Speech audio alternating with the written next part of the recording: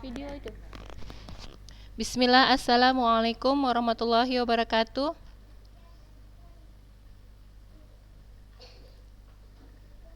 Yang jawab cuma satu ya. Di sini ada 19. Yang jawab cuma satu, Kak. Coba Ustazah mau dengar jawabnya semuanya. Wajib loh menjawab salam. Coba sekali lagi jawabannya semuanya yang hadir nih.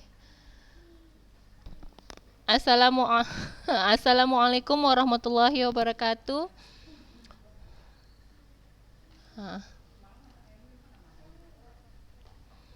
Iya, alhamdulillah. Ya, anak ustazah wajib ya nak, menjawab salam itu wajib. Jadi kalau ustazah ngucap salam, kakak wajib membalasnya ya. Jangan malas-malas menjawab salam, ya kan? Dapat pahala, ya kan? Ya anak ustazah, ya alhamdulillah. Segala puji kita panjatkan kepada Allah Subhanahu wa taala. Alhamdulillah pada pagi hari ini, ya pada pagi hari ini yang cerah, ya insyaallah kita masih diberikan nikmat waktu dan kesehatan untuk kembali melanjutkan pembelajaran kita. Selawat serta salam kita sampaikan kepada junjungan kita Nabi besar Muhammad sallallahu alaihi wasallam. Semoga kita ya berdoa terus ya, semoga kita mendapatkan syafaatnya di yaumil akhir. Ya anak-anak ustazah semuanya kelas 7A dan 7B. Kita lanjutkan materi kita ya anak ustazah. Minggu lalu kita sudah masuk pada apa? Ya, gangguan kesehatan. Itu ya kan?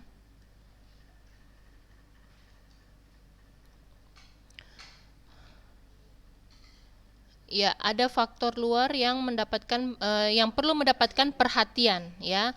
Faktor luar selain dari 3 faktor yang memengaruhi pertumbuhan, perkembangan, kecerdasan jasmani seorang anak ya, selain faktor keturunan, faktor pembawaan, faktor luar, maka ada faktor luar ya yang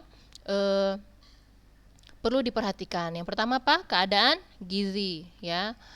Kemudian yang kedua gangguan kesehatan, yang ketiga adalah rangsangan. Rangsangan ini berupa apa? Latihan-latihan jasmani ya. Olahraga, tentunya olahraga.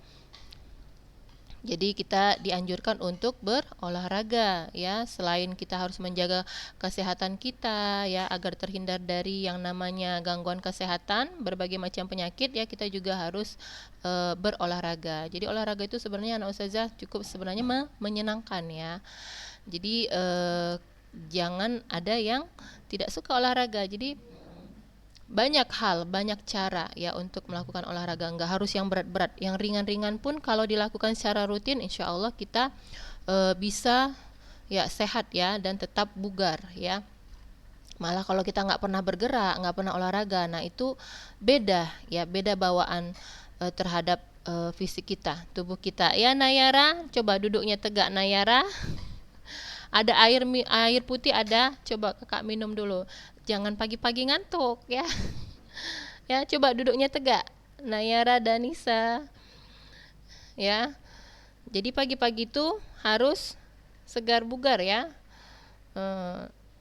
Biar nggak ngantuk, sediakan air putih. Ya. Kita lanjut yang B. Pertumbuhan, perkembangan, kebutuhan, serta faktor-faktor yang memengaruhi anak usia sekolah. Nah, itu anak usia sekolah tentunya anak-anak ustazah ya. Saat sekarang ini usia sekolah. Nah, kita lihat di sini. Ya, pertumbuhan dan perkembangan anak usia sekolah dipengaruhi oleh interaction ya atau interaksi ya, dan keputusan-keputusan yang diambil setiap saat, sehingga merupakan suatu proses yang dinamis. Ada beberapa tahap ya tertentu dalam proses pertumbuhan dan perkembangan ini ya, tetapi setiap orang tumbuh dan berkembang dipengaruhi oleh faktor-faktor keturunan, lingkungan, dan pengalaman pribadi ya. Jadi di sini kita lihat ya langsung ya. Berikut ini diuraikan beberapa sifat dari pertumbuhan dan perkembangan anak usia sekolah ya, dengan menunjukkan kebutuhan kesehatan siswa sehingga dapat dibuat bimbingan, pendidikan, dan pelajaran-pelajaran yang akan diberikan pada anak usia tertentu.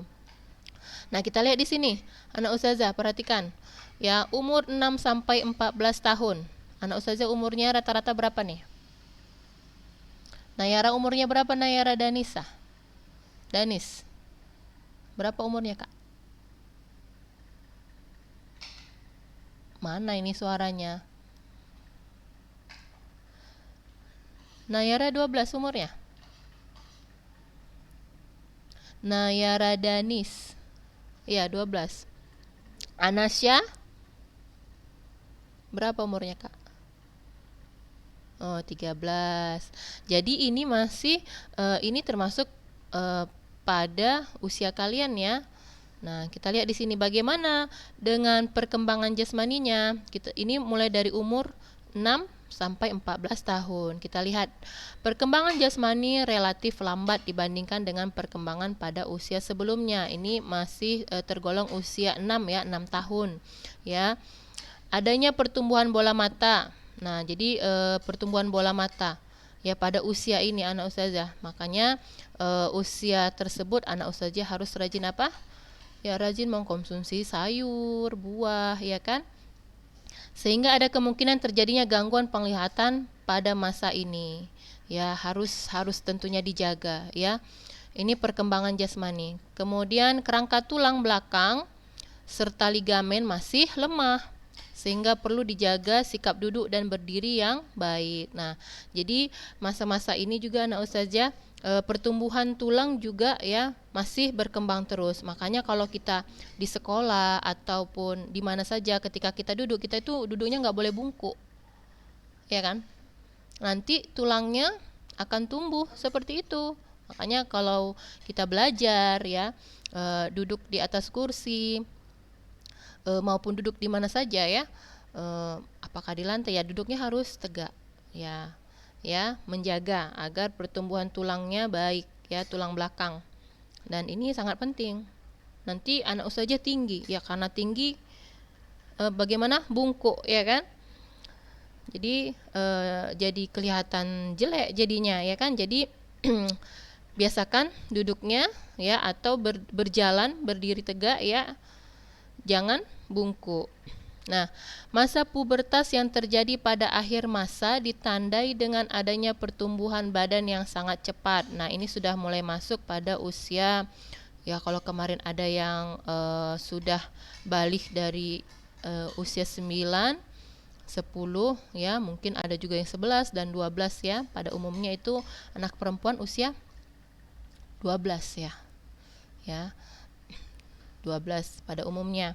Ya, anak ustazah. Nah, jadi di sini dia masa pubertas ya, terjadi pada akhir masa ditandai dengan adanya pertumbuhan badan yang sangat cepat. Biasanya pertumbuhan badan anak wanita dibandingkan dengan anak laki-laki itu lebih cepat ya, lebih cepat dewasa, lebih nampak gadis ya yang perempuan ya daripada laki-laki, lebih lambat dia daripada yang perempuan, lebih cepat dewasa itu anak perempuan ya. Jadi apalagi kalau dia sudah balik ya, balik. Dia lebih cepat dia pertumbuhannya. Dia langsung nampak dia perkembangan badannya itu, nampak dia tidak seperti anak-anak kecil lagi gitu ya. Nah, kemudian telah tampak tanda-tanda permulaan masa adolescensia. Nah, ini istilah bahasa Latin ya anak ustazah, artinya masa remaja, tanda-tanda permulaan masa remaja. Nah, kita lihat pada anak laki-laki, suaranya membesar. Nah, itu sudah nampak itu ya. Anak-anak ustazah punya saudara ya atau abang yang nggak jauh berbeda usianya ya dengan anak ustazah ya. Masa remajanya diawali dengan suaranya membesar. Pada anak perempuan membesarnya ya dada dan disertai dengan menstruasi ya, menstruasi atau haid pertama ya, itu pada anak wanita. Nah, jadi anak ustazah, anak wanita jika sudah balik seperti ini, dia harus menjaga dirinya ya, menjaga dirinya ya. Menjaga dirinya itu dengan cara bagaimana ya, dari cara berpakaian tentunya anak ustazah, karena wanita ini bagaimana ya, sensitif ya jika terlihat oleh anak laki-laki ya. Di sini semuanya masa pertumbuhan dan perkembangan ya. Mulai merasa tertarik dengan lawan jenis juga di sini ya. Egonya juga masih belum stabil. Nah, macam-macam anak ustazah. Jadi harus orang tua mengawasi ya masa pertumbuhan anak gadisnya gitu ya, atau anak laki-lakinya ya. Perkembangan jasmani sangat dipengaruhi oleh lingkungan mental dan sosial ya. Jadi seperti saya katakan tadi ya, dipengaruhi lingkungan mental dan sosial. Sosial tentunya teman bergaul ya. Biasanya pada anak usia ini ya, itu bagaimana? Mudah terpengaruh dengan teman-teman ya. Makanya kita lihat pada masa ini ya, kita harus bisa pandai mencari teman bergaul yang baik, tentunya yang baik ya. Kemudian kita lihat bagaimana dengan perkembangan jiwa, emosi, sosial dan inteleknya. Nah, di sini ada ciri-cirinya. Selain tadi perkembangan jasmani secara fisik ya anak ustazah, yang kedua ini perkembangan jiwanya, emosi, sosial dan intelek. Ya, kita lihat mulai belajar menghitung. Nah, ini anak dari usia 6, 7, 8 ya. Menghitung, membaca dan menulis sudah mulai mengadakan ya konsepsi. Nah, pada masa remaja, meranjak remaja sudah bisa mengkonsep ya, melakukan memunculkan ide-ide yang baik tuh, mengkonsep sesuatu seperti itu ya. Apakah itu simbolisasi, simbol, tanda-tanda, dan belajar mengadakan komunikasi. Nah, itu cirinya. Jadi anak ustazah, kalau ada sesuatu hal yang mengganjal di hati atau ada yang tidak paham, kita tidak boleh berdiam diri anak ustazah. Ya, harus kita tanyakan kepada orang tua. Disinilah kita belajar bagaimana cara kita berkomunikasi dengan orang tua terhadap hal-hal yang kita tidak pahami, ya kan? Dimulai suatu perkembangan ya, dimulai suatu perkembangan kepribadian sosial dan mulai menyadari konsep-konsep hidup ya. Jadi banyak hal yang akan anak ustazah temui ya berhubungan dengan kepribadian sosial ya. Termasuk yang paling nanti ini mempengaruhi itu adalah pergaulan ya. Pergaulan itu sangat mempengaruhi kepribadian kita anak ustazah. Ya, makanya dengan siapa kita bergaul, temannya yang bagaimana, ya kan? Saudara-saudaranya yang bagaimana, ya kita bisa terpengaruh kalau kita tidak pandai dalam bergaul ya. Kalau terpengaruh dengan hal-hal yang positif, alhamdulillah ya, itulah yang kita harapkan. Tapi kalau terpengaruh dengan hal-hal yang negatif, nah inilah yang kita harus waspadai anak ustazah. Makanya jika ada hal-hal yang tidak paham, ya kita komunikasikan dengan orang tua. Nah, kita lihat di sini pada masa pubertas. Nah, ini dia. Pubertas 12 sampai 14. Ya. Di sini energi meluap-luap. Ya. Avanturisme dan hubungan dengan orang lain masih canggung. Masih malu-malu, ya kan, tidak percaya diri. Nah, itu pada masa remaja, ya. Kemudian nilai religi, agama, etik dan estetika ya belum mendalam. Jadi untuk mempelajari agama, kemudian adab, sopan santun, ya, itu ya etik ya, itu belum mendalam. Jadi harus banyak belajar dan harus perlu pengawasan orang tua, anak ustazah. Ya, jadi sekali lagi anak ustazah, masa-masa anak ustazah ini masa-masa yang labil, ya. Jadi apapun itu yang ada di dalam benak kita, jika kita tidak paham, kemudian mengganggu pikiran kita, kita nggak boleh berdiam diri anak ustazah. Tanyakan ke orang tua, cerita sama orang tua, curhat sama orang tua. Kenapa orang tua? Semuanya orang tua. Ya, jadi orang tua tahu, ini anak lagi masa puber, banyak tanyanya, banyak nggak pahamnya, ya orang tua pun pasti senang ya. Tapi kalau banyak berdiam diri ya, kemudian melakukan hal-hal yang aneh ya misalnya ya, nah itu yang ya kita hindari ya anak ustazah ya. Nah, Jadi di sini anak ustazah, kita harus lebih banyak lagi belajar, terutama bagaimana kita mengenal agama kita, hingga kita mengetahui aturan-aturan yang berlaku dalam agama, sehingga kita juga terhindar dari apa? Dari perbuatan maksiat ya di usia remaja. Nah, yang ketiga, lihat kebutuhan. Bagaimana dengan kebutuhan usia remaja?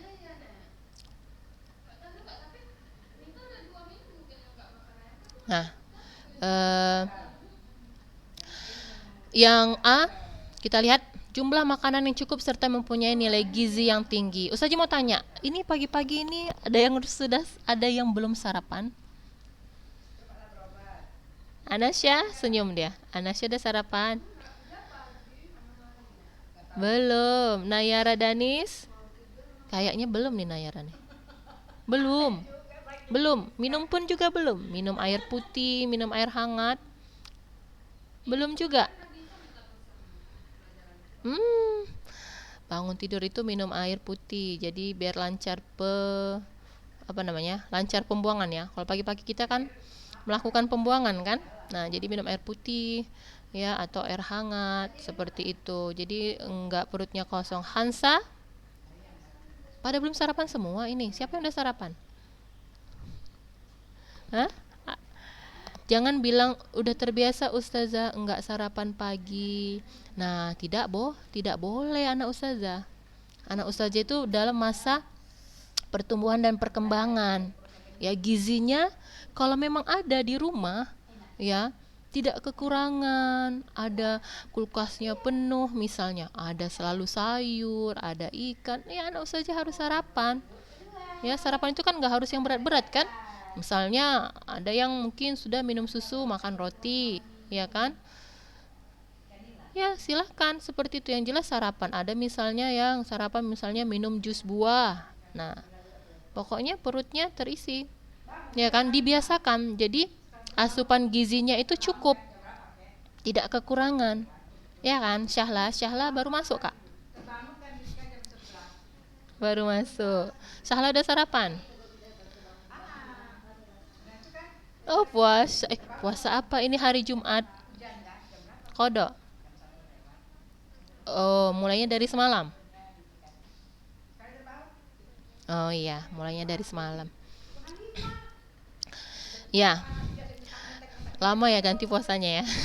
Jadi anak ustazah kalau ganti puasa, begitu habis Ramadan, ya, yang jelas tidak di 1 Syawal ya kan, haram berpuasa. Langsung diganti puasanya. Jadi bukan ini kita udah bulan depan mau puasa baru ganti puasa. Jadi sangat dianjurkan mengqada puasa itu harus segera, tidak boleh berlama-lama karena itu wajib ya, itu hutang wajib diqada dengan segera karena kita tidak tahu ya ke depan akan terjadi apa kan gitu kan. Itu hutang gitu. Jadi harus wajib cepat diganti ya anak ustazah semuanya. Jadi ada yang belum paham biar tahu. Nanti misalnya di puasa nanti ada nih yang tidak berpuasa karena biasa ya datang bulan misalnya. Jadi setelah Ramadan, setelah 1 Syawal, nah kita bagaimana? Langsung mengqada puasa. Itu puasa wajib kan soalnya ya. Nah, seperti itu. Jadi kita tidak terburu-buru menggantinya ketika mau Ramadan baru ganti puasa tahun lalu. Tahun lalu ya kan? Sudah masuk Ramadan tahun berikutnya lagi. Ya, baik anak ustazah.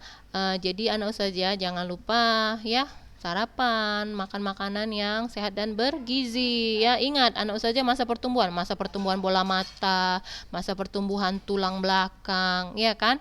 Jadi harus dijaga makanannya. Kalau memang kita nggak kekurangan, bahkan kalau misalnya kita membiasakan diri kita tidak sarapan, kemudian tidak suka ini, tidak suka itu, ya tidak boleh. Itu artinya apa? Kita tidak mensyukuri nikmat yang Allah berikan. Allah kasih nikmat rezeki sama kita, sama keluarga kita, lewat kedua orang tua kita nggak kekurangan makan. Tapi anak ustazah sendiri yang misalnya menunda-nunda makan, nggak mau ini, nggak mau itu nggak boleh. Karena ustazah tahu ini anak-anak masa usia kalian ini kadang rentan sekali yang namanya dengan malas makan, malas sarapan. Nah, sering ini. Ayo, siapa yang sudah terbiasa pagi tidak sarapan? Siapa yang terbiasa pagi tidak sarapan? Syahnas, Sya'ban, Syahnas? Siapa yang tiap pagi tidak sarapan? Dengan alasan kadang-kadang. Kenapa Kak? Kadang-kadang. Kadang ada yang mau dimakan pagi, ada yang enggak gitu. Ada yang enggak dia mau dimakan. Nah, ada aja kan yang mau dimakan pagi. Sebenarnya ada yang mau dikonsumsi pagi tuh ada kan gitu kan. Bahkan mungkin orang tuanya rajin tiap pagi menyediakan seperti itu. Misalnya anak ustazah, orang tuanya sibuk bekerja pagi. Anak ustazah di masa usia puber ini sudah mulai mandiri tentunya. Oh, Umi sibuk, Abi sibuk misalnya, sudah repot mau pergi kerja. Kakak belajar mandiri untuk menyiapkan sarapan sendiri, biasakan anak ustazah. Jadi nanti sudah dewasa, anak ustazah sudah terbiasa menyiapkan kebutuhan diri sendiri, tidak harus dengan papa mamanya, umi abinya, iya kan? Bahkan umi abinya senang sekali melihat pertumbuhan perkembangan anaknya. Oh, sudah mandiri anakku misalnya. Iya kan? Sudah bisa mengurus diri sendiri mulai dari sarapan, kebutuhan dirinya yang lain-lain. Nah, seperti itu. Jadi orang tua sangat senang seperti itu. Anak ustazah. Jadi jangan dibiasakan bermalas-malasan pagi-pagi udah mau Zoom belum sarapan. Minum air aja enggak, ya kan? Nah, jadi dibiasakan ya anak ustazah. Hairunisa. Ya, sarapan semua ya. Hairunisa sarapan tadi? Enggak. Kenapa, Kak? Inilah dia terbiasa. Coba rubah pola kebiasaan yang tidak baik.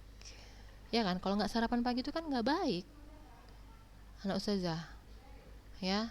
Coba dari segi kesehatan mana pagi nggak sarapan? Ya, sarapan kan ustazah bilang tidak harus yang berat-berat. Coba dirubah. Karena itu panjang waktu dari malam sampai pagi, panjang waktunya, perut kita itu kosong gitu. Jadi yang dianjurkan itu makanan-makanan yang berserat. Misalnya sarapan sarapan buah pagi, ya kan? Misalnya pagi-pagi jam sekarang ya, atau minum susu, atau makan roti, atau minum air putih, makan roti. Nah, seperti itu ya. Atau makan buah, udah, itu udah bisa dibilang sarapan ya. Dari segi kesehatan harus diisi perutnya pagi-pagi anak ustazah, dibiasakan. Apalagi nanti misalnya ajaran baru, kita sudah mulai insya Allah ya anak ustazah, kita berdoa sama-sama, Allah lapangkan, Allah mudahkan, kita sehat semua ya.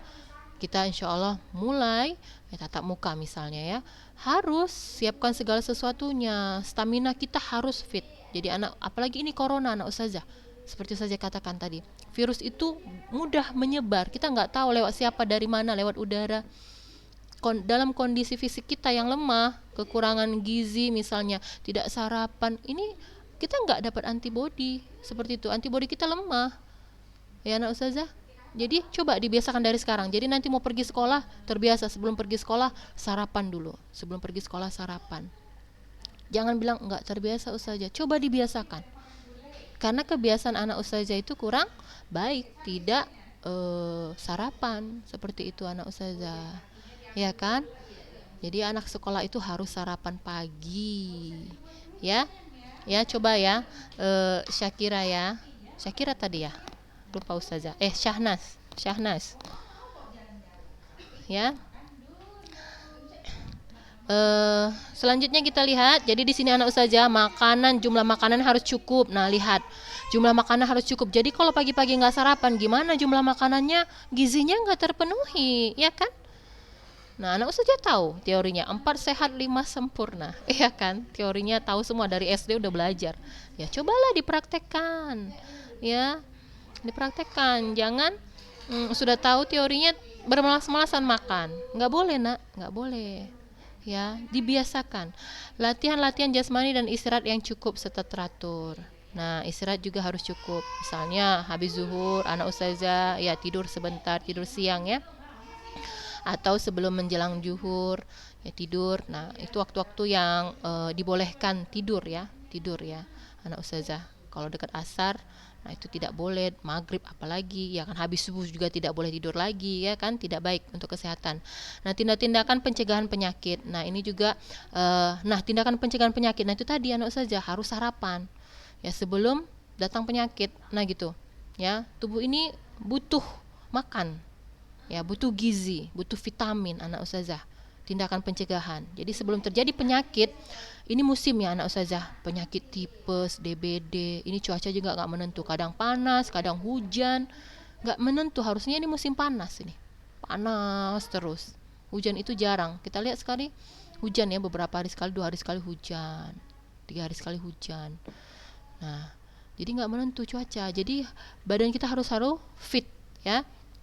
Kita lihat yang D, di dalam dan di luar lingkungan keluarga, sekolah, kepramukaan dan sebagainya perlu diberi kesempatan untuk dapat memperkembangkan pribadian yang meliputi segi sosial dan moral. Nah, anak ustazah, jadi di sini perkembangan sosial. Tentunya kita bergaul dengan teman-teman yang ada di sekolah. Nah, kalau misalnya ada kegiatan-kegiatan di sekolah, misalnya lewat OSIS ya, Ulu Nuha ada OSIS ya. Nah, itu membantu membantu kita untuk dari segi sosial ya, kemudian mental kita berani, misalnya berani dalam melakukan sesuatu, memunculkan ide-ide seperti itu ya anak ustazah. Nah jadi itu kebutuhan bagi seorang remaja ya di usianya. Kemudian faktor-faktor yang mempengaruhi, lihat faktor-faktor yang mempengaruhi tidak terlepas loh anak ustazah dari namanya makanan bergizi. Lihat faktor lain yang mempengaruhi pertumbuhan perkembangan, masalah gizi yang antara lain disebabkan oleh faktor emosional ya. Kalau kita kekurangan gizi itu emosi kita lebih enggak stabil jadinya ya, lebih gampang marah-marah ya. Kemudian penyakit, kalau muncul penyakit ini emosi kita juga enggak stabil anak ustazah. Kemudian ada lagi masalah gigi, ini masalah gigi juga rentan ya di masa-masa usia ini ya, terjadi masalah gigi, masalah malnutrition ya, ini masalah pertumbuhan gigi anak ustazah. Misalnya giginya tumbuh besar-besar atau di luar dari jalur ya, di luar dari jalur itu misalnya tidak sesuai ya, giginya tumbuh normal. Nah itu masalah gigi. Kontak lingkungan lebih luas sehingga dapat menimbulkan konflik-konflik karena perubahan-perubahan yang dialami. Nah kalau pergaulan kita lebih luas ya, pergaulan itu bukan hanya sama anak sekolah, lingkungan keluarga, saudara, lingkungan tempat tinggal. Misalnya kontaknya lagi lebih luas biasanya lewat sosmed, iya kan.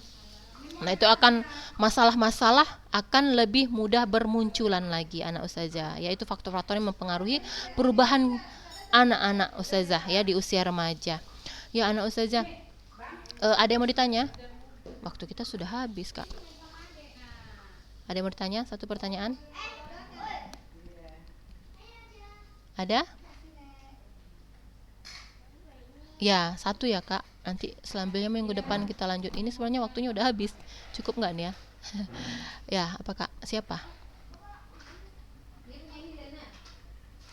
Sarapan masih. Tapi sebenarnya terlalu lama sih itu anak ustazah. Jam 10. Kalau menurut ustazah ya.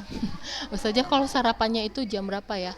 Kalau seperti ini perginya kadang jam 7, setengah 8 ustazah udah sarapan.